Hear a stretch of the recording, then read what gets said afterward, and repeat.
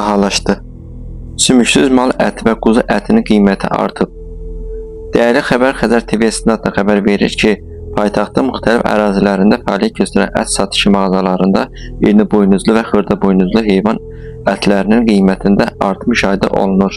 Qəssabların sözlərinə görə qiymət artımı təxminən son bir ay ərzində baş verib. Artım əsasən sümüksüz, dana və çəkisi az olan quzuların ətlərində qeydə alınıb. Alıcılara çəkisi az olan quzuların ətləri kiloqramı 25-26 manatdan təklif olunur. Qəssabların sözlərinə görə qiymətin yüksək olmasına baxmayaraq ən çox tələbat məhz bu quzularadadır. Satıcılar qiymət artımını bir neçə səbəblə əlaqələndirirlər. Onların sözlərinə görə əsas səbəblərdən biri heyvan yeminin bahalaşmasıdır. İqtisadçı Xalid Kərimlinin sözlərinə görə qiymət artımının əsas səbəblərindən biri saxlanılan heyvanların sayının azalmasıdır.